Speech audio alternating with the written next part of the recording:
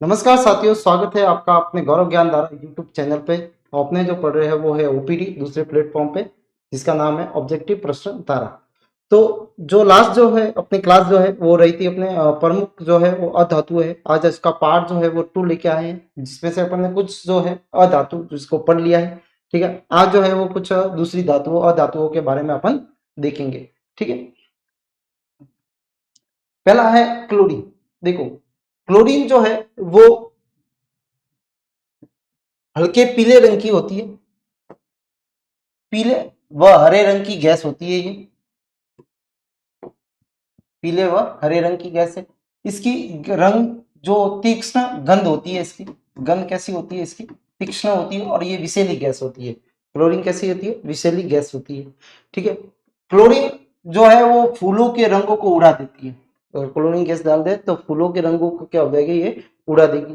ठीक है, क्लोरीन चूने के साथ में क्रिया करके ब्लीचिंग पाउडर बनाती है, जो अपन ने देख रखा है। चूने के साथ में ये क्रिया करके क्या बनाती है? ब्लीचिंग पाउडर बनाती है। ठीक है, Cl2 और क्या बनेगा? CaOCl2 बनता है, और प्लस क्या निकलती है? H2। ठीक है, तो ये जो है वो बनता है इसके अंदर। CaOCl2 ब्लीचिंग पाउडर का फॉर्मूला होता है, जो रंग उड़ाने के अंदर अपने यूज में लिया जाता है। ठीक है, पानी को शुद्ध करने में भी काम में लिया जाता है। क्लोरीन की टेबलेट जो होती है वो जल के शुद्धिकरण में भी काम में आती है। ठीक है, जल के शुद्धिकरण में।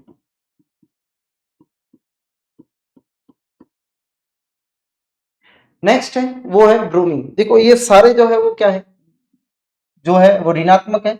ठीक है, अधातु होती है। फ्लोरीन है, ब्रोमीन है, आयोडीन है। फिर कल बार आएगी। ठीक है, तो ये सब। तो दूसरा जो है वो ब्रोमीन। ब्रोमीन देखो एक ऐसा अधातु है जो द्रव अवस्था में पाया जाता है। ठीक है, तो ये इंपॉर्टेंट बात है इसकी, कि ये द्रव अवस्था में पाया जाता है, क्योंकि अधातु जो होती है वो मोस्ट ऑफ या तो ठोस में रहती है या फिर गैस अवस्था में पाई जाती है। लेकिन जो ब्रोमीन है वो आपको द्रव अवस्था में मिलता है। ठीक है, समुद्र के जल में ये सोडियम, पोटेशियम, मैग्नीशियम के ब्रोमाइड के रूप में पाया जाता है। किसके अंदर? ब्रोमाइड के रूप में पाया जाता है। ठीक है, तो सोडियम के साथ में, पोटेशियम के साथ में और मैग्नीशियम के साथ में ब्रोमीन क्या करके बॉन्ड बना के क्या बनता है? ब्रोमाइड बनाता है। ठीक है, यानी ब्रोमाइड के रूप में ये पाए जाते हैं। आंसू गैस जो होती है, जो कई बार आपने देखा होगा कि कर्फ्यू वगैरह लगती है, तो उसमें आंसू गैस जो है वो छोड़ी जाती है। तो आंसू गैस जो होती है वो गोले छोड़े जाते हैं इसके। तो आंसू गैस बनाने में, अन्य विषैली गैसों के निर्माण में ब्रोमीन को यूज में लिया जाता है। सिल्वर ब्रोमाइड जिसको फोटोग्राफी में, ठीक है, पोटेशियम ब्रोमाइड जिसको नींद आने वाली जो दवाइयां होती है उनमें उपयोग में लिया जाता है। तो नींद आने वाली जो दवाइयां है उसके अंदर पोटेशियम ब्रोमाइड आता है। ठीक है, और सिल्वर ब्रोमाइड को यूज में लिया जाता है, वो है फोटोग्राफी फिल्मों के। और ब्रोमीन वगैरह जो है वो इनको आंसू गैस के गोले व अन्य कोई विषैली गैस जो बनानी है तो उनके लिए ये काम में आता है। ठीक है, तो दो है क्लोरीन और ब्रोमीन। तो क्लोरीन कलर उड़ाने, विरंजन करने में, जल को शुद्धिकरण में भी इसको काम में लिया जाता है।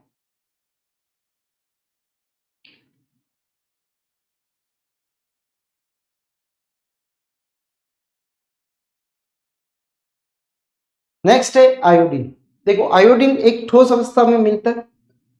आयोडीन अपने अंदर एक ग्रंथि है जिसका नाम है थायराइड ग्रंथि। ठीक है, ये थायराइड ग्रंथि से निकलता है थायरोक्सिन हार्मोन, और उस हार्मोन के संश्लेषण में मदद कौन करता है? आयोडीन। ठीक है, तो थायराइड जो ग्रंथि है,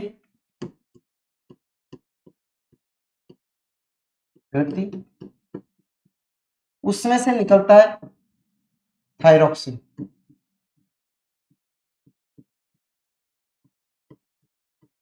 ठीक है, और ये थायरोक्सिन जो हार्मोन होता है उसमें होता है क्या? आयोडीन। क्या होता है? आयोडीन होता है। यानी आयोडीन जो होता है वो थायरोक्सिन के संश्लेषण में काम में आता है, इसके संश्लेषण में मदद, संश्लेषण में काम में आता है। यानी ये आयोडीन जो होगा वो इसके अंदर प्रेजेंट होता है। आयोडीन जो है वो इसके अंदर उपस्थित होता है थायरोक्सिन हार्मोन के अंदर। ठीक है, इसलिए थायरोक्सिन हार्मोन जो है, अगर आयोडीन की कमी हो जाए तो उससे एक रोग भी होता है जिसका नाम है गलगन रोग। ठीक है, इससे एक रोग होता है जिसका नाम है गलगन रोग होता है। ठीक है, जिसको गॉइटर बोला जाता है। क्या बोला जाता है, गॉइटर, जिससे गला जो होती है वो स्वेलिंग आ जाती है। ठीक है, तो ये रोग जो होता है वो इसके कारण होता है, थायरोक्सिन की कमी के कारण या आयोडीन की कमी। देखो आयोडीन आएगा तो थायरोक्सिन हार्मोन बनेगा, आयोडीन नहीं आएगा तो थायरोक्सिन हार्मोन नहीं बनेगा। ठीक है, दूसरा आयोडीन जो आता है वो आता है टिंचर के अंदर। टिंचर आपने देखा होगा, जब भी अपन चोटिल होते हैं या लग जाती है तो जो अस्पतालों में दवाई लगाई जाती है, ठीक है, जिसको बोलते हैं अपन टिंचर। ठीक है, ये टिंचर जो होता है वो घावों को भरने के अंदर काम में लिया जाता है, तो उसमें भी आयोडीन आता है। ठीक है, फिर आयोडॉक्स है, आयोडोफॉर्म है, आदि कीटनाशक और पीड़ानाशक दवाइयों में इसका उपयोग आता है। दूसरा एक समुद्री शैवाल होती है जिसको नाम है लेमिनेरिया। लेमिनेरिया जो समुद्री शैवाल है, शैवाल होती है, एल्गी होती है, उसके अंदर प्रचुर मात्रा में क्या मिलता है, आयोडीन।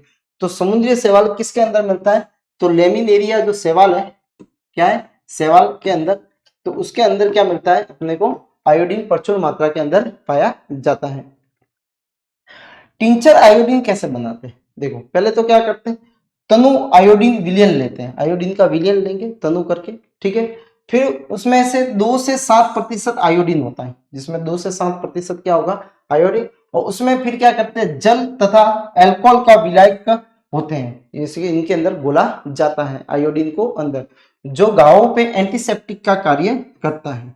ठीक है, इसको घावों पे लगाया जाता है, जो वहां पे क्या करेगा, इसका एंटीसेप्टिक का कार्य करेगा, यानी उसको पकने या संक्रमित होने से बचाएगा। ठीक है, और घावों को और सड़ने से क्या करता है, ये बचाता है। तो टिंचर कैसे बनाते हैं, 2 से 4% क्या मिलाता है, आयोडीन होता है, और फिर उसको मिलाया जाता है किसमें, जल और अल्कोहल के साथ में। ठीक है, मिला के क्या तैयार किया जाता है, आयोडीन टिंचर तैयार किया जाता है, जो घावों को भरने में क्या करता है, मदद करता है। ठीक है, तो आयोडीन ठोस अवस्था में होता है, अधातु है। ठीक है, याद रखना है अपने को। ठीक है, दूसरा जो है आयोडीन जो है अपने ग्लैंड के अंदर मिलता है। ठीक है, ग्लैंड जो होती है वो निकालती है कौन सा, थायरोक्सिन हार्मोन, उसके अंदर ये पाया जाता है। ठीक है, थायरोक्सिन हार्मोन थायराइड ग्रंथि निकालती है, जो गले के अंदर उपस्थित होती है, श्वास नली के ऊपर होती है। टिंचर जो है वो आयोडीन, आयोडॉक्स, आयोडोफॉर्म, कीटनाशक, पीड़ानाशक दवाइयों में काम में लेते हैं।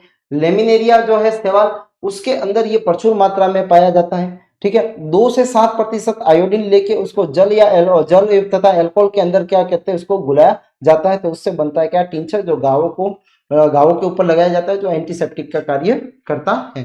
ठीक है, तो ये है इसके अंदर आयोडीन के अंदर।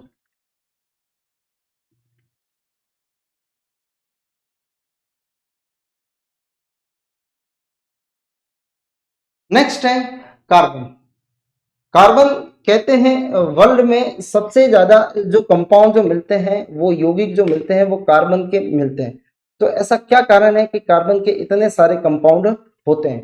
ठीक है, तो कार्बन में सबसे पहली चीज ये होती है कि इसकी संयोजकता जो होती है वो 4 होती है। इसी तरह से आप देखेंगे कि संयोजकता जो सिलिकॉन की भी होती है वो भी 4 ही होती है, लेकिन सिलिकॉन जो होता है वो इतने लंबे या इतने जो है बड़े या हैवी मॉलिक्यूल वेटेड वाले जो मॉलिक्यूल है वो नहीं बना सकता। वो अप टू 7 से 8 तक, यानी 7 से 8 तक खाली सिलिकॉन सिलिकॉन को क्या कर सकता है, बॉन्ड कर सकता है। लेकिन कार्बन जो होता है उससे भी ज्यादा कई सारी संख्याओं में क्या कर सकता है, बॉन्ड बना के कई सारे पॉलीमर्स या कार्बनिक यौगिकों का निर्माण करता है। ठीक है, तो इसमें पहला गुण क्या होता है, तो अपन अगर देखें तो देखो कार्बन जो है, इसका जो एटॉमिक नंबर होता है या परमाणु क्रमांक होता है वो होता है 6। ठीक है, और जो इसके वेट जो होता है या परमाणु भार जो होता है वो होता है 12। ठीक है, अब आप देखोगे कि इसमें पहले कक्षक में अगर 2 इलेक्ट्रॉन रहते हैं, दूसरे के अंदर कितने रहते हैं, 4 रहते हैं, और एक अष्टक नियम होता है, अष्टक नियम होता है, उस नियम के अनुसार कोई भी परमाणु किसी के साथ में, देखो आप देखते होंगे कि परमाणु जो होता है वो कभी अकेला नहीं होता। ठीक है, परमाणु अकेला नहीं होता है, परमाणु किसी न किसी के साथ में, कुछ जो होते हैं वो अकेले मिलते हैं, बाकी आपको परमाणु जो होंगे, जैसे सपोज मान लो NaCl मिल गया, ठीक है, AgCl3 मिल गया, तो इसी तरह से H2O मिल गया, ठीक है, CO2 मिल गया। तो आप देखोगे ये किसी न किसी के साथ में क्या होते हैं, कॉम्बाइन होते हैं। तो ये कॉम्बाइन क्यों करते हैं, ये अष्टक नियम बताता है अपने को कि ये क्यों करते हैं। अष्टक नियम ये कहता है कि कोई भी परमाणु ये चाहता है कि उसके बाह्यतम कक्ष में 8 इलेक्ट्रॉन हो जाए, ठीक है, इसलिए इसका नाम भी क्या पड़ा, अष्टक नियम पड़ता है। बाह्यतम कक्ष में कितने होने चाहिए, 8 इलेक्ट्रॉन। बाह्यतम कक्ष में कितने इलेक्ट्रॉन होने चाहिए, 8 इलेक्ट्रॉन होने चाहिए, ठीक है। अगर नहीं है तो या तो किसी को इलेक्ट्रॉन देके या किसी से इलेक्ट्रॉन लेके, ठीक है, या तो किसी को इलेक्ट्रॉन देके या किसी से इलेक्ट्रॉन लेके क्या कर सकते हैं अपन, वो अपने अष्टक को पूर्ण कर सकता है, ठीक है, या तो इलेक्ट्रॉन लेगा या किसी से देगा। तीसरा जो होता है वो क्या करता है, उसका साझा करता है, ठीक है। तो यहाँ पे भी आप देखोगे कि इसको 8 करने के लिए इस बाह्यतम कक्ष का मतलब ये हो गया बाह्यतम कक्ष जिसमें 4 इलेक्ट्रॉन पड़े हुए, ठीक है। अब 4 इलेक्ट्रॉन तो यहाँ पे हैं, तो इसको 8 करने के लिए और 4 इलेक्ट्रॉन की जरूरत पड़ती है, तब जाके ये कितने होंगे, 8 इलेक्ट्रॉन होंगे। तो ये क्या करेगा, किसी 4 इलेक्ट्रॉन किसी अन्य परमाणु से ये अपने आप में लेगा। देखो कार्बन ना तो इलेक्ट्रॉन देता है और ना ही इलेक्ट्रॉन लेता है, यानी इसमें कार्बन की अगर बात करें तो इसमें C+4 भी पॉसिबल नहीं है और C-4 भी पॉसिबल नहीं है। ना तो ये 4 इलेक्ट्रॉन दे सकता है और ना ही ये 4 इलेक्ट्रॉन लेता है, यानी इसमें आयनिक बंध तो बनता नहीं है, ठीक है। तो आयनिक बंध ये नहीं बनाते, आयनिक बंध जो होते हैं वो ये नहीं बनाते, नहीं बनाते, ठीक है। तो C+4 का मतलब ये हुआ कि 4 इलेक्ट्रॉन देना, तो 4 इलेक्ट्रॉन देने के लिए क्या चाहिए, यानी 4 इलेक्ट्रॉन को रिमूव करने के लिए, 4 इलेक्ट्रॉन को हटाने के लिए अधिक ऊर्जा की आवश्यकता होती है, अधिक ऊर्जा की आवश्यकता होती है, ऊर्जा की आवश्यकता है, इसलिए ये पॉसिबल होता नहीं है, ठीक है। और 4 इलेक्ट्रॉन अगर और लाए, अगर माइनस का मतलब होता है ग्रहण करना, ये तो क्या करता है, क्या करता है, और ये क्या कर रहा है, उसको ग्रहण कर रहा है। तो 4 प्रोटॉन द्वारा 4 अतिरिक्त इलेक्ट्रॉन को होल्ड करना या संभालना, उसको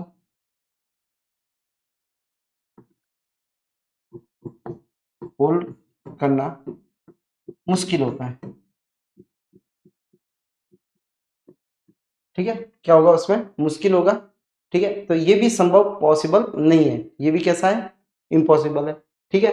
तो फिर तीसरा जो आता है, यानी आयनिक बॉन्ड तो बनता नहीं है, आयनिक बंध बनता नहीं है, तो फिर कौन सा बंध बनाते हैं, ये बनाते हैं सहसंयोजक बंध। क्या बनाते हैं, सहसंयोजक बंध बनाते हैं,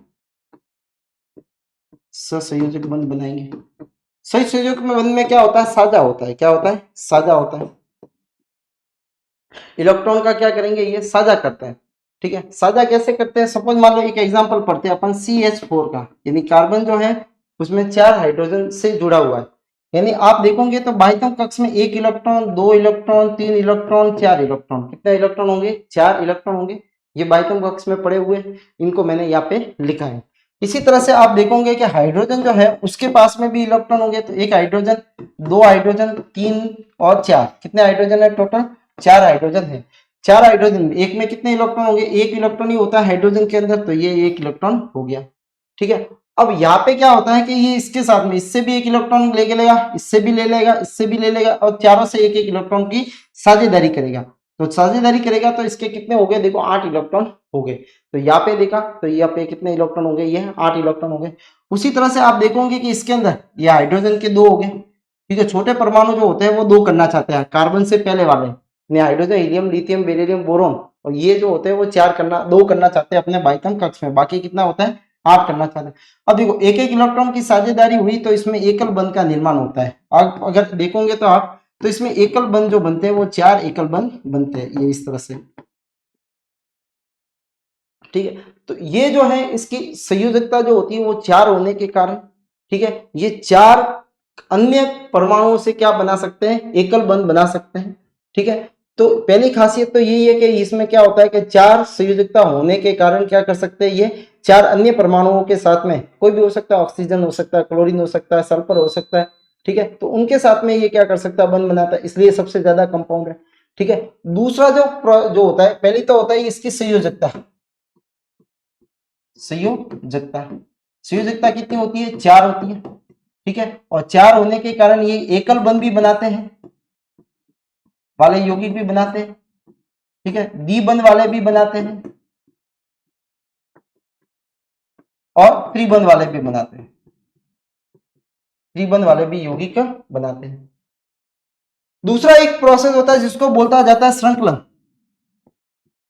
श्रृंखलन श्रृंखलन में ये होता है कि कार्बन कार्बन के बीच में क्या कर सकते हैं, ये कई सारी लंबी श्रृंखला बना सकते हैं। तो कार्बन कार्बन मिलकर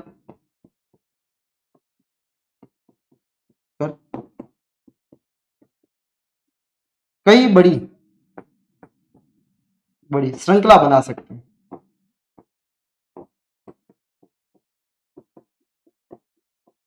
कई बड़ी क्या बनाते हैं? ये श्रृंखला बनाते हैं। तो ये दो गुण जो होते हैं वो इसको जो है वो ये है कि भाई ये दोनों गुणों की वजह से वर्ल्ड में या विश्व में सबसे ज्यादा जो कंपाउंड मिलते हैं वो अपने को कार्बन के मिलते हैं, क्योंकि इसकी दोस्ती की जो एबिलिटी होती है वो सबसे ज्यादा होती है। दोस्ती का मतलब ये है कि ये बॉन्ड बनाते हैं, बंध बनाते हैं। ये 4 अन्य के साथ में भी बना सकते हैं, कार्बन कार्बन के साथ में भी बना सकते हैं, एकल बंध वाले भी बना सकते हैं, द्विबंध वाले भी बना सकते हैं और त्रिबंध वाले भी बना सकते हैं। इसलिए इसके सबसे ज्यादा कंपाउंडर होते हैं, ठीक है। तो देखो चलते हैं वापस कार्बन की तरफ। ये मुक्त और संयुक्त दोनों अवस्था में मिलता है, मुक्त में भी मिलता है। मुक्त में आप देख लोगे तो कोयला जो है वो बिल्कुल प्योर है। उसके बाद में आप देखोगे तो उसके अंदर दूसरा जो होता है जैसे हीरा जो है वो भी प्योर है, ठीक है, ग्रेफाइट है। उसके बाद में आपने फुलरीन है। तो ये सारे जो कंपाउंड है बिल्कुल प्योर अवस्था में मिलते हैं, जिसमें बिल्कुल मुक्त अवस्था में अपने को क्या मिलेगा? कार्बन मिलेगा। संयुक्त अवस्था में, ठीक है, संयुक्त अवस्था में भी मिलते हैं किसी के साथ में। मुक्त अवस्था में जैसे हीरा है, ग्रेफाइट है और कोयला है, इनके अंदर आप देखोगे और फुलरिन भी है। और क्या है? फुलरिन, ठीक है, इसमें कार्बन ही कार्बन होते हैं। संयुक्त अवस्था में देखोगे तो कार्बन धातु के साथ में, कार्बोनेट के साथ में ये बना सकता है, बाइकार्बोनेट के साथ में, ठीक है। कार्बन डाइऑक्साइड है, प्रोटीन है, ठीक है, प्रोटीन है, कार्बोहाइड्रेट है, ठीक है, फैट में भी आते हैं, वसा में। तो इसके कई सारे यौगिक होते हैं। ये सार्वभौमिक तत्व है, यानी सब जगह आपको क्या हो जाएगा? मिल सकता है। कार्बन की संयोजकता जो होती है वो 4 होती है। कार्बन में श्रृंखलन का गुण होता है, यानी इस प्रकृति के कारण ही सर्वाधिक यौगिक जो होते हैं वो किसके होते हैं? कार्बन के होते हैं। तो श्रृंखलन का गुण अभी बताया, कार्बन कार्बन के बीच में जो बंध बनता है उसको बोला जाता है श्रृंखलन, ठीक है। यानी कार्बन के अंदर एक एबिलिटी होती है कि वो एक दूसरे कार्बन के साथ में क्या कर सकते हैं? वो बंध बना सकते हैं, ठीक है। तो ये है कार्बन।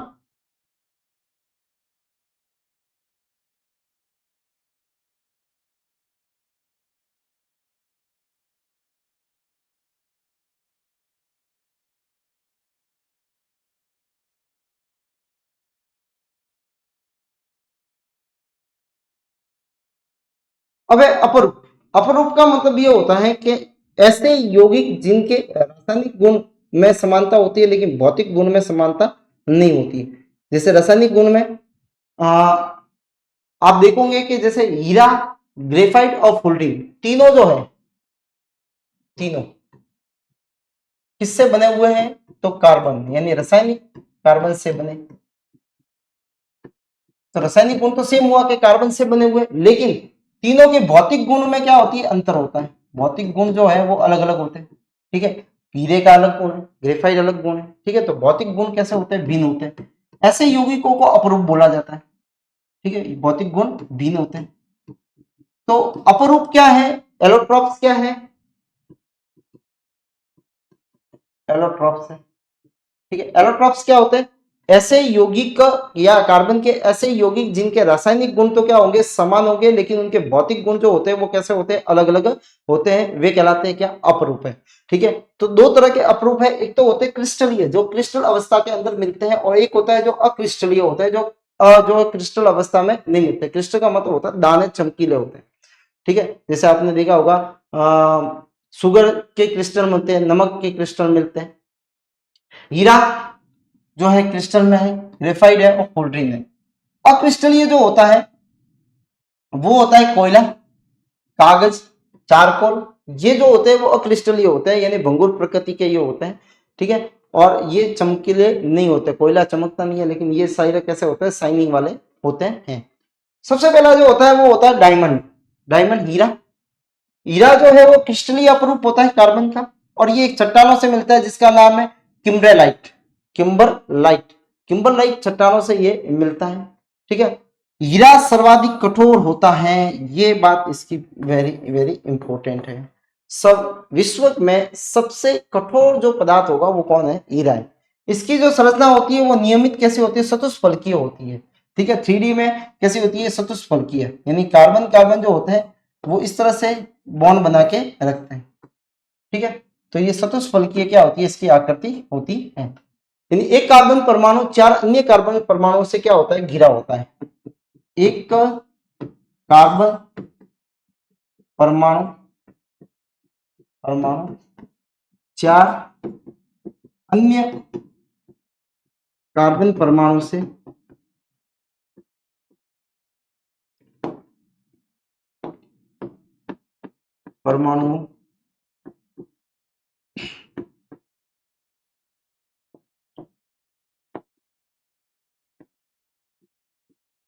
परमाणुओं से घिरा रहता है, घिरा रहता है। दूसरी बात इसकी यह है कि इसमें एक भी इलेक्ट्रॉन फ्री नहीं होता, ठीक है। अतः एक भी इलेक्ट्रॉन इलेक्ट्रॉन फ्री या मुक्त अवस्था में नहीं होते, इलेक्ट्रॉन मुक्त अवस्था में नहीं होते, नहीं होते। और इसी के कारण हीरा जो होता है वो विद्युत का कैसा होता है, कुचालक होता है। अतः हीरा विद्युत का कुचालक होता है,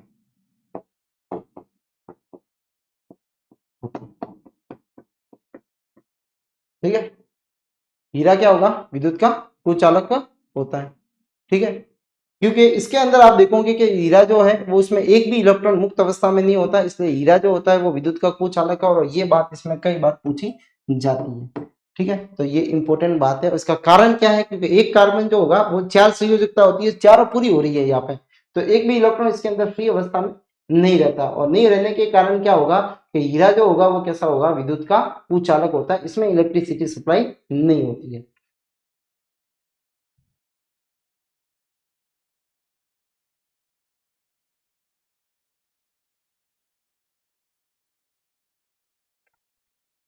इसका घनत्व जो है वो अपेक्षित घनत्व जो होता है वो 3.52 जो होता है वो इसका घनत्व होता है। ताप और विद्युत का कैसा होता है, कुचालक होता है, कैसा होता है, कुचालक होता है, जिसका कारण मैंने बता दिया आपको। पूर्ण आंतरिक परावर्तन के कारण हीरा क्या होता है, अत्यधिक कैसा होता है, चमकदार होता है। देखो चमकीला किसके कारण है, पूर्ण आंतरिक परावर्तन के कारण है। पूर्ण आंतरिक परावर्तन जो पहले पढ़ चुके हैं अपन, ठीक है, जिसमें क्या होगी, जो रेज आती है वो वापस टकरा के उसी माध्यम में लौट जाती है, ठीक है। तो उसको बोलते हैं पूर्ण आंतरिक परावर्तन। हीरे का उपयोग आभूषण बनाने में, पत्थर के तराशने में, देखो हीरा इतना कठोर होता है कि पत्थर को काटने में, कांच को काटने में भी इसको उपयोग में लिया जाता है। तो पत्थर को तराशने में, पत्थर की पॉलिश करने में, कांच को काटने में इसको उपयोग में लिया जाता है, ठीक है। तो ये था हीरा। उसके बाद में होता है दूसरा जो इसका अपरूप है क्रिस्टलीय, वो है ग्रेफाइट। ग्रेफाइट जिसको अपन पेंसिल के अंदर यूज में लेते हैं, ठीक है, इसको काला शीशा भी बोला जाता है, ठीक है। और यहाँ पे इसकी संरचना जो होती है वो षष्ठ कोणीय होती है जालक के रूप में। अगर आप इसकी संरचना देखो तो इस तरह से अपने को एक संरचना मिलती है।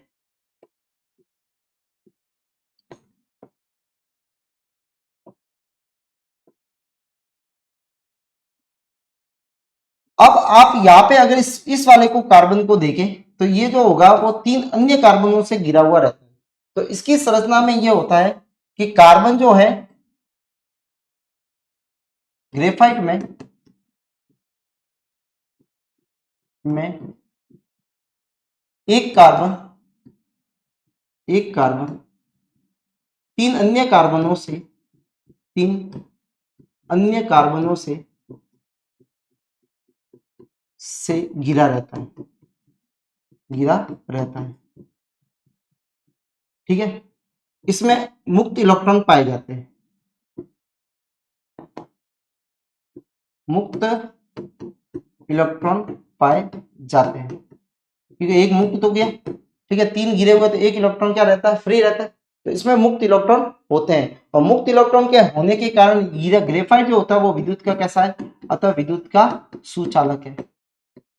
ठीक है, तो ये बात इसकी भी इंपॉर्टेंट है, तो ये पूछते रहते हैं हीरा कुचालक है, ग्रेफाइट सुचालक है, तो इसका कारण क्या है, तो इसका कारण है ये, ठीक है, कि इसमें मुक्त इलेक्ट्रॉन होते हैं, ये हीरे के अंदर मुक्त इलेक्ट्रॉन नहीं होते हैं। ठीक है, तो ये जो रहेंगे वो क्या रहेंगे अपने, कि भाई हीरा जो होगा वो कुचालक होगा और ग्रेफाइट जो होता है वो कैसा होता है, सुचालक होता है।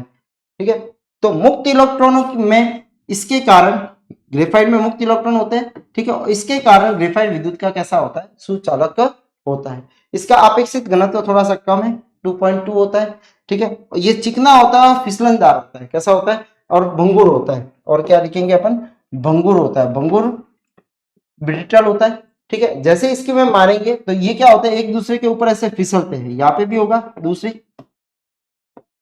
तो ये क्या करेंगे, जैसे मारते हैं एक दूसरे के ऊपर क्या करते हैं, ये स्लिप करते हैं, लेयर में होता है, तो ये स्लिप करते हैं, तो स्लिप करने से ये क्या हो जाते हैं, टूट जाते हैं। ठीक है, तो जो ग्रेफाइट होता है उसकी प्रकृति कैसी होती है, फिसलन वाला, चिकना होता है।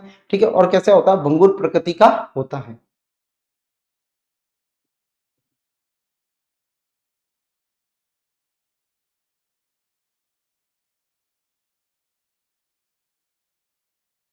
अब है ग्रेफाइट के उपयोग।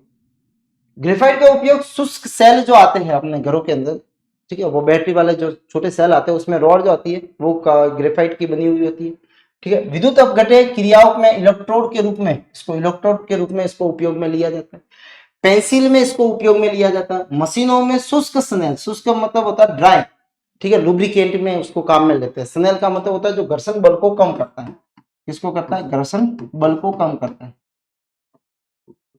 वो कम करता है। ठीक है, जैसे अपन घर्षण बल को कम करने के लिए ऑयल डालते हैं, ठीक है, तो वो ऑयल जो है वो कैसा, वो तो ड्राई है, सॉरी वेट है। ठीक है, और ये कैसा होता है, ये शुष्क होता है, ड्राई होता है। ठीक है, तो ये ड्राई होता है। धातु को गलाने के लिए प्रयुक्त होने वाले कुर्सीबल, जो कुर्सीबल जो होते हैं जिनके अंदर धातुओं को लेकर, जैसे सोना वगैरह कटोरिया जो आती है, ठीक है, और जो उसके अंदर उसको गलाने के अंदर जो होगा वो इसको काम में लिया जाता है। वो जो बनते हैं कुर्सीबल, भट्टियां जो बनती है वो किससे बनती है, वो ग्रेफाइट से बनती है। अत्यधिक उच्च दाब पर और उत्प्रेरक की उपस्थिति में, अगर दाब अधिक लगा दिया जाए उत्प्रेरक की उपस्थिति में, हीरे ग्रेफाइट जो होता है वो किस में कन्वर्ट हो जाता है, हीरे के अंदर। गर्म करने पर ये हीरे में परिवर्तित हो जाता है। तो ग्रेफाइट को उच्च दाब पे दाब पर उत्प्रेरक की उपस्थिति में अगर गर्म करते हैं तो वो किस में बदल जाता है, हीरे के अंदर बदल जाता है। ठीक है, तो इसका उपयोग शुष्क सेल में विद्युत अपघट्य क्रियाओं के अंदर इलेक्ट्रोड के रूप में, पेंसिल में शुष्क स्नेल के रूप में, ठीक है, और गलाने में क्रूसिबल जो होती है उनके निर्माण में, और जो है हीरे के उत्पादन में, हीरे बनाए जाते हैं। नेक्स्ट है जो है फुलरिन, तीसरा जो है वो कौन है, फुलरिन है। ठीक है, संरचनात्मक इसकी क्या होती है, फुटबॉल जैसी होती है, किसके जैसे होती है, फुटबॉल जैसी होती है। और बक मिस्टर फुलरिन ने इसको खोजा था, बक मिस्टर फुलरिन, फुलर ने इसको खोजा था, इसलिए उसने उनका नाम क्या रख दिया, फुलरिन रख दिया। क्या रखा, फुलरिन रख दिया। इसका शेप जो होता है वो फुटबॉल जैसा होता है, इसका कैसा शेप होता है, फुटबॉल जैसा होता है। फुलरिन में 60 अवशेष लगाकर अधिक, उससे भी अधिक कार्बन पाए जा सकते हैं, मतलब एक फुलरिन के अणु के अंदर 60 या उससे अधिक जो है वो कार्बन वाला फुलरिन हो सकता है। ठीक है, सबसे स्थायी जो कहते हैं, सर्वाधिक जो स्थायी फुलरिन होता है वो C16 वाला होता है, यानी जो कार्बन 60 वाला जो फुलरिन होगा वो कैसा होगा, जिसमें कार्बन की संख्या 60 होती है, वो कैसा होता है, और ज्यादा स्थायी होता है। तो ये इंपॉर्टेंट बात है, सबसे स्थायी फुलरिन कौन सा है, तो 60 वाला। इसकी खोज जो है, इसको बकमिस्टर फुलरिन भी कहा जाता है और बकी बॉल भी कहा जाता है। क्या बोला जाता है इसको, बकी बॉल भी या बकमिस्टर फुलरिन इसको कहा जाता है। C60 की संरचना में 32 फलक होते हैं, टोटल फलक कितने होते हैं, 32 होते हैं। ठीक है, 32 में से 12 और 20 होते हैं। 20 जो होते हैं वो षष्ठ कोणीय होते हैं, कैसे होते हैं, षष्ठ कोणीय होते हैं, षष्ठ कोणीय होते हैं। ठीक है, मतलब 6 फलक वाले होंगे इस तरह से।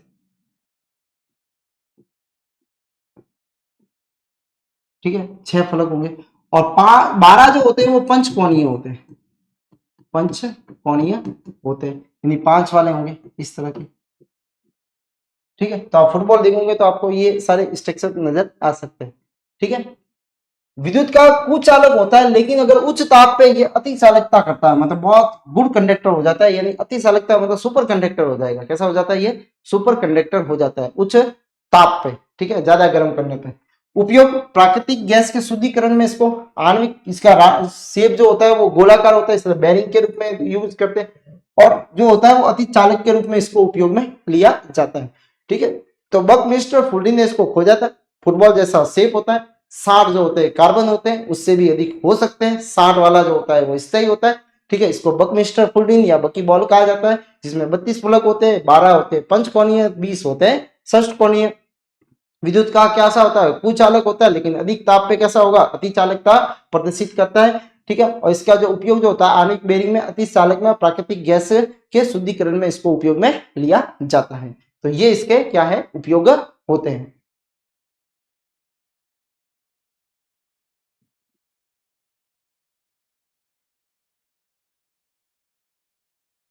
अब है चारकोल। चारकोल भी कार्बन का ही एक रूप है। ठीक है, और ये कैसा रूप है? अशुद्ध रूप है। क्या है? अशुद्ध रूप होता है।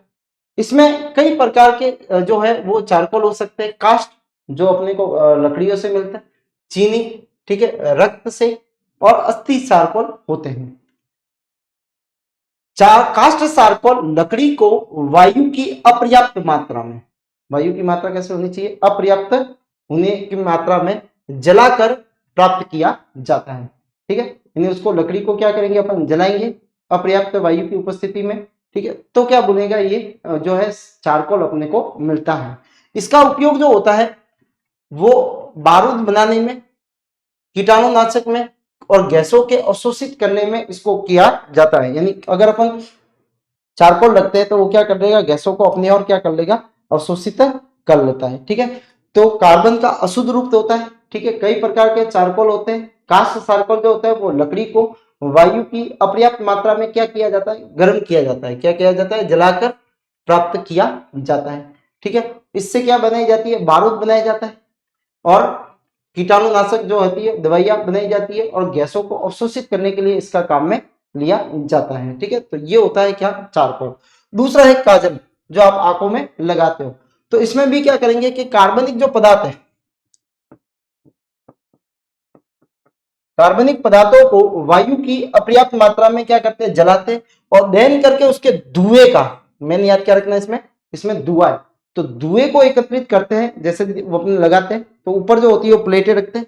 ठीक है, तो वो धुआं जो होता है उस पर काला कर देता है, और उससे काले जो होती है उसको हटाई जाती है, और उससे बनता है क्या? काजल। ठीक है, तो इसका उपयोग जो होता है वो प्रिंटर के अंदर, आपने देखा होगा, स्याही के रूप में, जूतों की पॉलिश करने के रूप में, और आंखों में लगाने वाला काजल तो है ही है। ठीक है, तो इसके अंदर इसको उपयोग में लिया जाता है।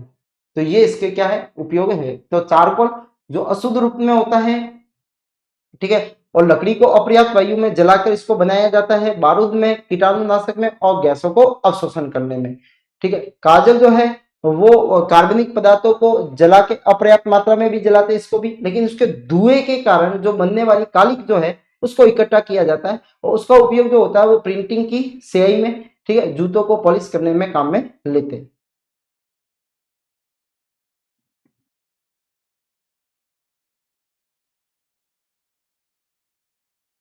अब है कोयला।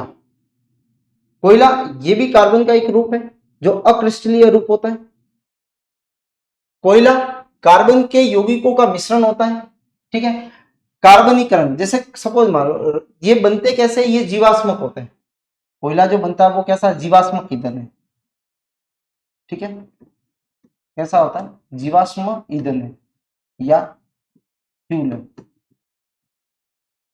ठीक है, जीवाश्मक ईंधन है।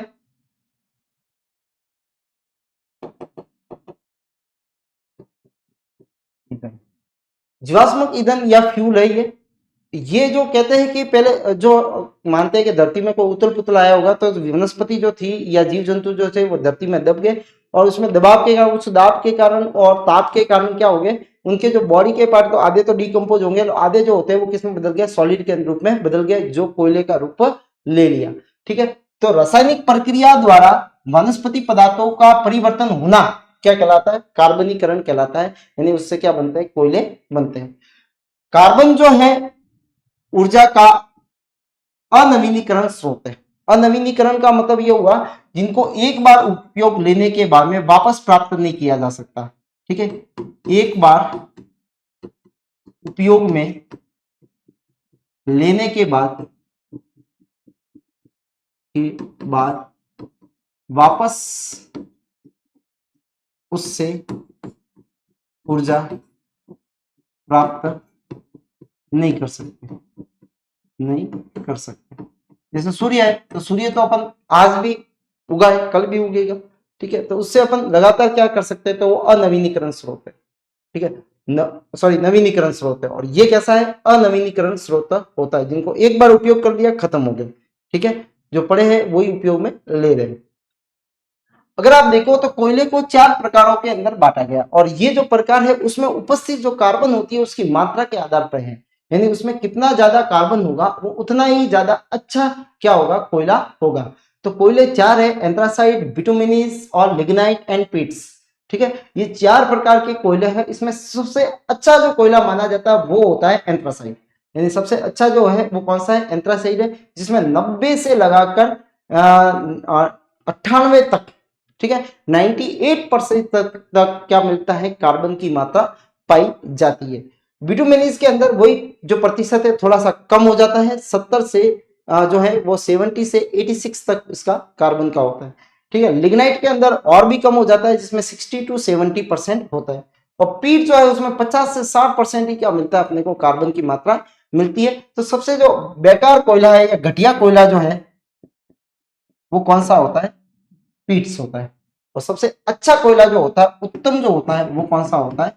वो होता है अपने एंथ्रासाइट। तो एंथ्रासाइट सबसे अच्छा है क्योंकि उसमें कार्बन की मात्रा सबसे ज्यादा होती है। और पीट जो है वो घटिया कोयला है क्योंकि उसमें कार्बन की मात्रा क्या होती है? बिल्कुल कम होती है।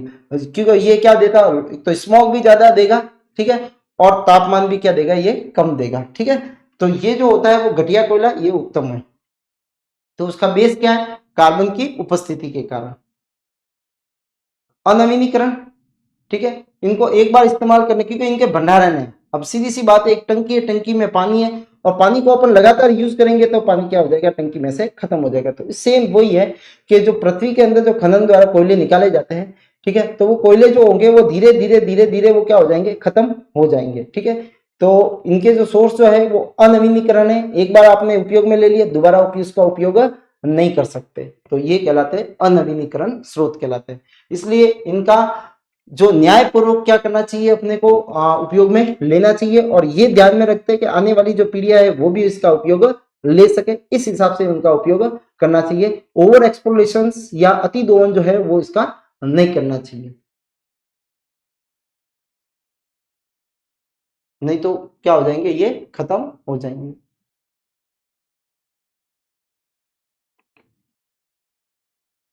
नेक्स्ट है एंथ्रासाइट, जो उत्तम कोटि का कोयला होता है क्योंकि अधिक मात्रा में क्या मिलता है? कार्बन की प्रतिशतता मिलती है।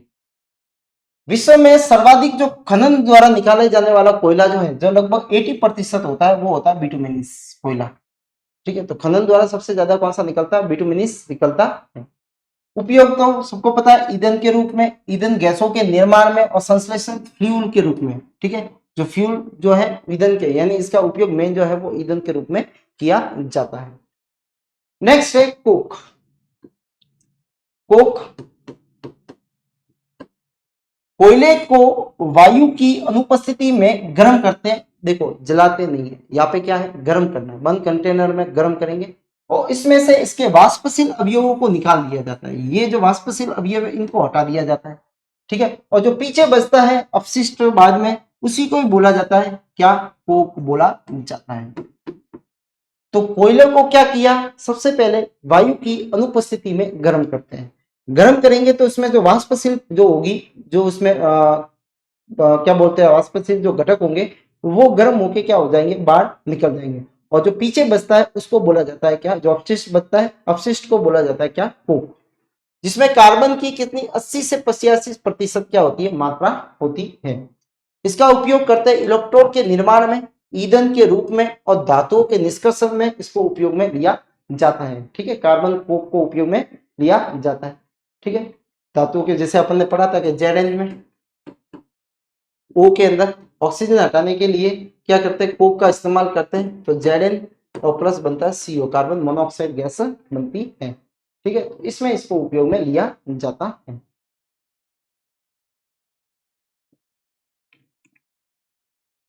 तो एंथ्रासाइट सबसे अच्छा कोयला है, याद रखना सब, क्योंकि कार्बन की मात्रा ज्यादा है। खनन के द्वारा निकालने जाने वाला सबसे ज्यादा कोयला जो होता है वो कौन सा होता है, बिटुमिनस होता है। उपयोग इसके ईंधन के रूप में है। कोक क्या है, कोयले को क्या करते हैं, वायु की अनुपस्थिति में गर्म करते हैं। ठीक है, जिससे वाष्पशील पदार्थ बनते हैं, वो बाहर निकल जाते हैं, अपशिष्ट बनता है। ठीक है, उसको बोला जाता है कोक, जिसमें 80 से 85% क्या होती है, कार्बन की मात्रा होती है। इलेक्ट्रोड बनाने में, ईंधन में और धातु निष्कर्षण में इसको काम में लिया जाता है। अब एक कार्बन के तीन जो है वो आइसोटॉप्स होते हैं। ठीक है, तो तीन आइसोटॉप्स कौन से, 6 12 वाला है, ठीक है, और 14 वाला है, और एक जो होता है वो कौन सा होता है, 15 वाला। ये तीन आइसोटॉप्स होते हैं। ठीक है, और सबसे जो इससे जो होता है वो कौन सा है, ये। और ये जो है वो रेडियो एक्टिव होते हैं, C12 वाला, सॉरी ये 14 वाला, ये कैसा है, समस्थानिक है, रेडियो एक्टिव।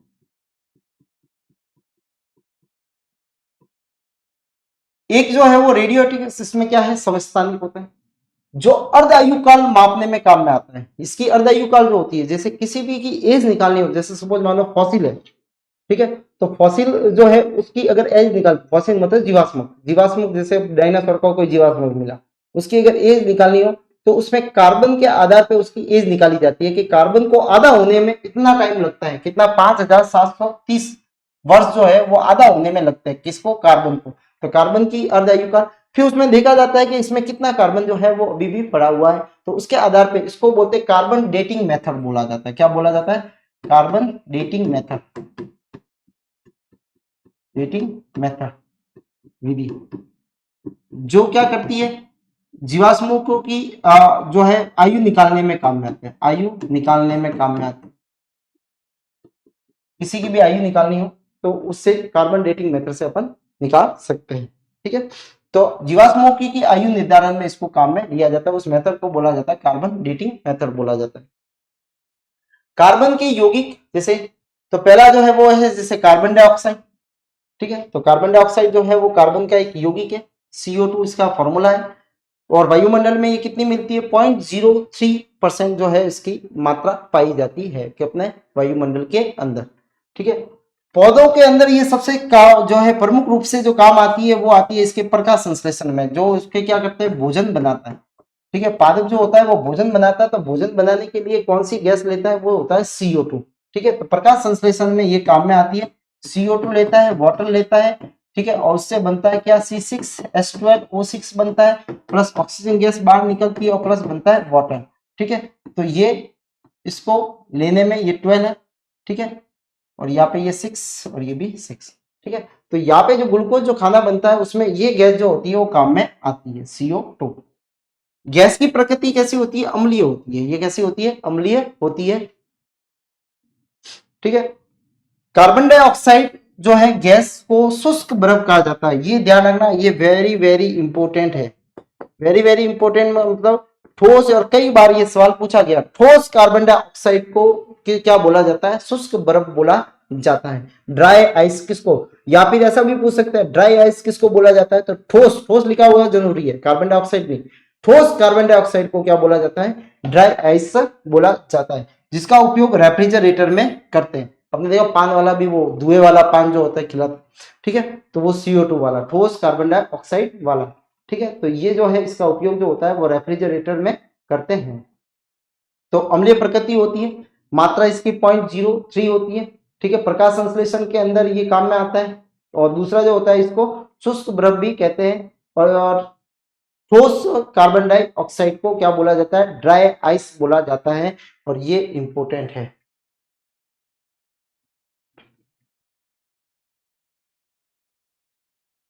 CO2 के उपयोग अग्नि आग बुझाने में, अग्निशामक में, अग्निशामक में। ठीक है, शीतल पे जितने भी कोल्ड ड्रिंक्स वगैरह आते हैं, जैसे ढक्कन खोलते हैं तो जो गैस बाहर निकलती है वो कौन सी होती है, वो CO2, उस दाब पे इसको डाली जाती है। सोडा वाटर में भी लेमन और, ठीक है, लाइम वाटर। चीनी उद्योगों के अंदर चूने को अवशेषित करने के लिए, ठीक है, CO2 गैस डाली जाती है, जिससे चूना क्या हो जाता है, अवशेषित हो जाता है, कैल्शियम कार्बोनेट बन जाता है। सफेद लेड के उत्पादन में CO2 का उपयोग किया जाता है, अग्निशामक में, शीतल पेय के अंदर, सोडा वाटर के अंदर, ठीक है, और चीनी उद्योगों में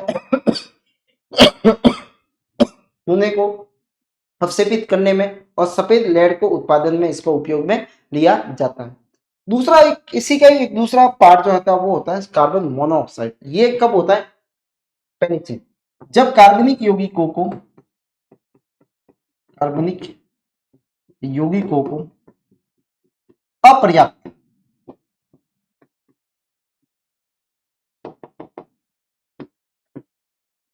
अपर्याप्त ऑक्सीजन में जलाते हैं तो क्या बनती है, CO बनता है, कार्बन मोनोऑक्साइड बनता है। आपने देखो सुना होगा कई बार न्यूज़ों के अंदर आता है, सर्दियों के अंदर बंद अंगीठी के अंदर, बंद कमरे के अंदर अंगीठी जलाने पे, ठीक है, इतने जनों की मौत होगी। तो उसका कारण क्या है कि जब कमरा जो होता है उसके अंदर जब अंगीठी जलती है, ठीक है, कमरा, तो उसमें क्या होगा, पहले जो ऑक्सीजन होगी वो तो उसके जलने में पहले काम आ जाएगी, तब तो क्या बनेगी, शुरुआत में तो बनेगी CO2। लेकिन जब ऑक्सीजन क्या हो जाएगी, कम हो जाएगी, ऑक्सीजन क्या हो जाती है, कम हो जाती है, तब यहाँ पे जो होती है वो CO2 ना बन के क्या हो जाती है, CO बन जाती है, कार्बन मोनोऑक्साइड। और बहुत ही पॉइजनस गैस है ये, बहुत ही विषैली गैस है। अगर थोड़ी भी अपने अंदर चली जाती है तो आदमी बेहोश हो जाता है, लंबे समय तक ले जाए तो आदमी की मौत हो जाती है, ठीक है। तो ये जो है वो बहुत ही पॉइजनस है। अपर्याप्त मात्रा के अंदर अपन जलाते हैं कार्बनिक पदार्थों को तो क्या बनती है, कार्बन मोनोऑक्साइड बनती है। रंगीन होती है, विषैली होती है और ज्वलनशील गैस है, ठीक है। उत्सर्जन वाहनों के द्वारा मनुष्य में ये कैंसर रोग भी का कारण बन रहा है, ठीक है, क्योंकि वाहनों से निकलती है कार्बन मोनोऑक्साइड, तो ये क्या होता है, धीरे धीरे अपने अंदर कैंसर रोग भी पैदा कर सकती है।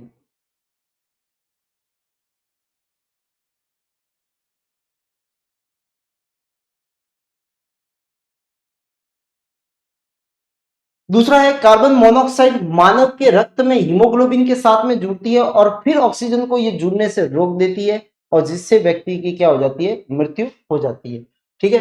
तो ये क्या बना देती है, कार्बोक्सी हीमोग्लोबिन बना देती है, ठीक है, पदार्थ का निर्माण कर देती है। रक्त में ऑक्सीजन ग्रहण करने की क्षमता समाप्त हो जाती है, ठीक है। अब सीधी सी बात है, ऑक्सीजन ही नहीं आएगी तो व्यक्ति जिंदा नहीं रहेगा। सूर्य की उपस्थिति में क्लोरीन के साथ में सहयोग करके ये क्या बना जाती है, फॉस्जीन, और ये भी बहुत ही विषैली गैस होती है, ठीक है, जो कार्बोनिल क्लोराइड बनाती है। क्या बनाती है, कार्बोनिल क्लोराइड बनाती है, तो जो एक विषैली गैस है, ये भी कैसी है, फॉस्जीन बनाती है, ठीक है, सूर्य के साथ में क्रिया करके क्लोरीन गैस के साथ में, ठीक है। तो ये क्या बनाती है, कार्बोनिल और क्लोराइड बनाती है या फॉस्जीन जिसको बोला जाता है, और बहुत ही विषैली गैस होती है। नेक्स्ट है कार्बन मोनोऑक्साइड के जो है उपयोग क्या है, तो शुद्ध निकल धातुओं को निर्माण में इसको उपयोग में लिया जाता है। ईंधन के लिए जो प्रोड्यूसर जो गैस होती है उसके अंदर इसको बनाने के लिए उपयोग में लिया जाता है। प्रोड्यूसर गैस को बनाने के लिए क्या करते हैं, कार्बन मोनोऑक्साइड मिलाते हैं। मिथाइल अल्कोहल एवं सोडियम फॉर्मेट बनाने में भी इसको उपयोग में लिया जाता है, ठीक है। तो ये इसके उपयोग है शुद्ध निकल के धातु के निर्माण में, ठीक है, प्रोड्यूसर गैस निर्माण में, मिथाइल अल्कोहल और सोडियम फॉर्मेट बनाने में इसको उपयोग में लिया जाता है, ठीक है। और मेन चीज ये इसकी याद रखनी है कि रक्त में ऑक्सीजन की कैपेसिटी क्या कर देगी, ये खत्म कर देगी, क्योंकि जो खुद वहां पे बैठ जाती है तो ऑक्सीजन को जुड़ने नहीं देती है।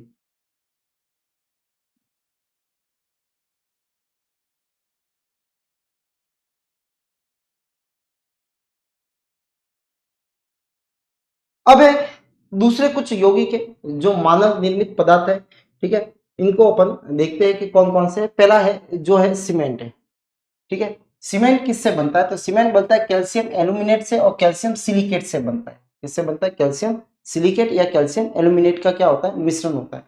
सीमेंट एक दूसरा रंग का बारीक चूर्ण होता है, आपने देखा होगा सीमेंट सब जने जानते हैं, जल के साथ में अभिक्रिया करके ये जमने और दृढ़ होने का गुण होता है, इसी के कारण इसको उपयोग में लेते। यदि पानी डालते ही पानी जैसे सूख जाएगा तो वो कैसा हो जाएगा, जमने लग जाएगा और कैसा हो जाएगा, ठोस हो जाता है, दृढ़ हो जाता है, मजबूत हो जाता है। ठीक है। सीमेंट में क्या क्या मिलाया जाता है, तो चूना मिलाया जाता है, सिलिका मिलाई जाती है, एल्यूमिना मिलाया जाता है, मैग्नीशियम मिलाया जाता है, आयरन मिलाया जाता है और सल्फाइड के ऑक्साइड मिश्रित रहते हैं इसके अंदर। ठीक है। तो ये सारी चीजें क्या होता है, चूना चूना silica alumina magnesia iron sulphide के ऑक्साइड, चूना सिलिका एल्यूमिनिया मैग्नीशिया आयरन, ठीक है, और सल्फाइड के ऑक्साइड, ये इसके अंदर क्या होते हैं, मिलाए जाते हैं। सीमेंट जल के संपर्क में आता है तो एक कोलाइडी विलयन बनाता है, आपने देखा होगा क्या बनाता है, कोलाइडी विलयन बनाएगा। सीमेंट में चूने की मात्रा अधिक हो जाती है तो फिर दीवारों के अंदर क्या आती है, दरारें पड़ जाती है। तो दरार आने का कारण क्या है, सीमेंट में चूना क्या है, ज्यादा है। जबकि अगर एल्यूमिना ज्यादा आ जाता है, ठीक है, तो उसके जमने की प्रवृत्ति जो होती है वो क्या हो जाती है, एल्यूमिना अधिक आने पर सीमेंट शीघ्र ही क्या हो जाता है, जमता है। तो जमने की प्रवृत्ति एल्यूमिना के कारण है। ठीक है। अगर दरार ज्यादा आ रही है तो सीधी सी बात है उसमें चूना ज्यादा है। ठीक है। तो सीमेंट जो है वो किससे बनता है, कैल्शियम एल्यूमिनेट से और कैल्शियम सिलिकेट से। ठीक है। दूसरा रंग का होता है। ठीक है। जमने का और दृढ़ होने का इसका गुण है जब भी पानी मिलाने के बाद में। ठीक है। और ये किससे, इसमें और क्या होते हैं, चूना होता है, सिलिका होता है, एल्यूमिना होता है, मैग्नीशिया आयरन, ठीक है, और सल्फाइड के ऑक्साइड मिश्रित होते हैं।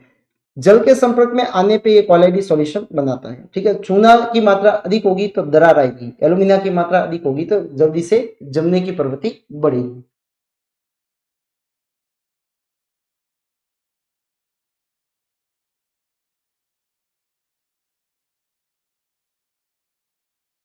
सीमेंट में देखो कैल्शियम ऑक्साइड जो होता है वो 60 से 70% ये होता है। सिलिकेट जो होता है वो कितना होता है, 20 से 25% होता है। एल्यूमिनियम ऑक्साइड भी मिलाया जाता है 5 से 10%, और फेरस ऑक्साइड भी मिलाया जाता है 2 से 3% मिलाया जाता है। ठीक है। तो ये होता है सीमेंट का संगठन होता है, जिसको बोलते हैं कांच ग्लास। ठीक है। जिसको अति शीतल द्रव भी कहा जाता है, अति शीतल द्रव भी कहा जाता है। क्षारीय धातु के सिलिकेटों का एक अक्रिस्टलीय पारदर्शी अल्प पारदर्शी समांगी मिश्रण होता है। इसमें क्या होता है, सिलिकेट उससे बनता है कांच। ठीक है। जिसमें एक अक्रिस्टलीय पारदर्शक या अल्प पारदर्शक पदार्थों का समांगी मिश्रण होता है। बनाने के लिए क्या करते हैं, सिलिका विरंजन पदार्थ, क्षारीय धातु के ऑक्साइड, कैल्शियम के ऑक्साइड आदि पदार्थों का उपयोग किया जाता है किसके बनाने में, कांच को बनाने में। तो कांच का क्या आता है, पाउडर आता है, फिर अधिक दाब के कारण, ठीक है, फिर उनको में किसमें दाब लगाया जाता है, फिर ये किसमें पारदर्शी हो जाता है। ठीक है। जैसे कार्बन को भी अपन ने देखा कि कार्बन के अंदर अपन क्या करेंगे, अधिक गर्म करते हैं और दाब उच्च दाब पे क्या हो जाता है, वो किसमें बदल जाता है, हीरे में बदल जाता है, यानी पारदर्शी हो जाता है। कोयला जो पारदर्शी हो सकता है, तो इनमें सिलिकेट को भी क्या किया जाता है, अति दाब पे क्या किया जाता है, इसमें कांच में बदला जाता है।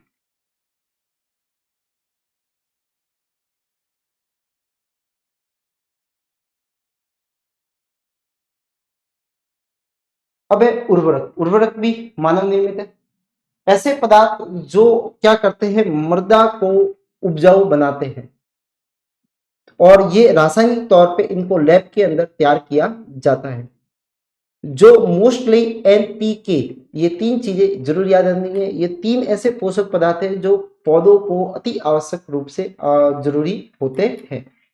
एन का मतलब नाइट्रोजन है, पी का मतलब जो है फास्फोरस है, और के का मतलब क्या है, पोटेशियम होता है, एनपीके। ये तीन जो है वो जो है बहुत ही जरूरी होते हैं पादपों के लिए। जब इनको बनाया जाता है उर्वरक को, ठीक है, तो इस कई प्रकार के केमिकल को यूज में लिया जाता है। ठीक है।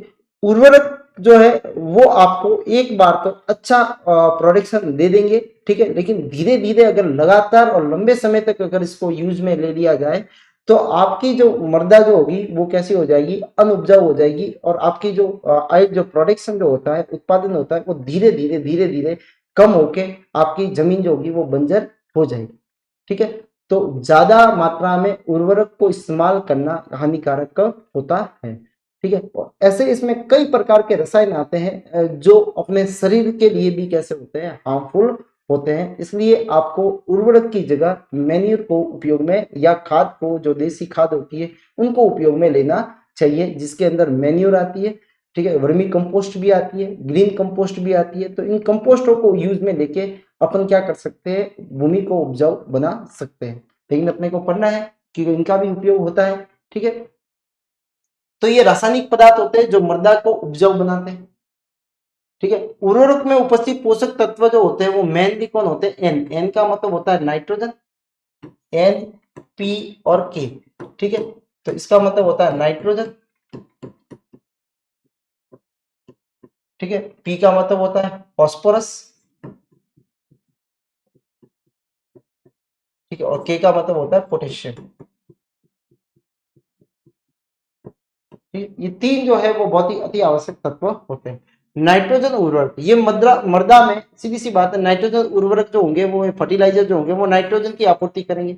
जैसे अमोनियम सल्फेट है, कैल्शियम अमोनियम नाइट्रेट है, यूरिया है, कैल्शियम साइनामाइड है, ठीक है। तो ये सारे जो होते हैं जो क्या करते हैं, नाइट्रोजन की आपूर्ति करते हैं। दूसरा है फॉस्फोरिक उर्वरक, सीधी सी बात है, किसको पूर्ति करेंगे, पी की, ठीक है। तो वे मृदा में फॉस्फेट की कमी को पूरा करते हैं, जैसे ट्रिपल सुपर फॉस्फेट लाइम, ठीक है। ये किसको पूरा करेंगे, ये मृदा के अंदर इसको डालते हैं तो फॉस्फोरस की आपूर्ति क्या हो जाती है, पूरी हो जाती है, ठीक है। तो ये है उर्वरक के बारे में। रासायनिक तौर पे हानिकारक होते हैं, ठीक है। ज्यादा उपयोग जो होते हैं वो हानिकारक है, ज्यादा उपयोग हानिकारक, हानिकारक, ठीक है।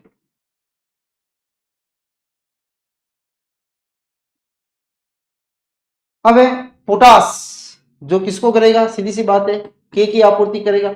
पोटास की कमी को पूरी करे, पोटेशियम क्लोराइड है, पोटेशियम नाइट्रेट है, पोटेशियम सल्फेट है, इनको डाला जाता है ताकि वो दोनों को पोटेशियम को आपूर्ति को पूरा करे। एनपी तो दो की करेगा, किसकी किसकी, नाइट्रोजन की और फास्फोरस की। तो नाइट्रोजन और फास्फोरस की कमी को पूरा करता है, जैसे ammonium phosphate, calcium super phosphate nitrate है, ठीक है। ये जो है वो नाइट्रोजन और फॉस्फेट दोनों की कमी को पूरा करता है। एक होता है पूर्ण उर्वरक, पूर्ण उर्वरक जो तीनों की आपूर्ति पूरी करेगा, किस किस की, एनपीके की कमी को पूरी करता है। तो तीनों प्रकार के उर्वरक को उचित अनुपात में मिलाकर इन्हें बनाया जाता है। तो इनको बनाने में तीनों की मात्रा थोड़ी थोड़ी मिलाई जाती है, ठीक है। तो पोटास वाली, ठीक है, फॉस्फोरिक वाली, सोडियम वाली, सॉरी नाइट्रोजन वाली, इनको मिला के फिर ये उर्वरक तैयार की जाती है, ठीक है। और जिससे क्या बनता है, अपने उर्वरक का तीनों की आपूर्ति क्या कर देगा, पूरी करेगा। तो ये है उर्वरक के बारे में, ठीक है। तो आज की क्लास में अपने इतना ही है, ठीक है, जिसके अंदर अपन ने कार्बन पढ़े हैं, ठीक है, कार्बन के में उसके अपरूप पढ़े हैं, ठीक है, क्लोरीन पढ़ा, ब्रोमीन पढ़ा, आयोडीन पढ़ा, और जो है मानव निर्मित कुछ पदार्थ पढ़े जिसमें सीमेंट है, ठीक है, कांच है, और उर्वरक जो है वो इसके अंदर पढ़े हैं, ठीक है। तो आज की क्लास में इतना ही, मिलते हैं अपने अगली क्लास के अंदर, तब तक के लिए धन्यवाद, आपका दिन शुभ हो।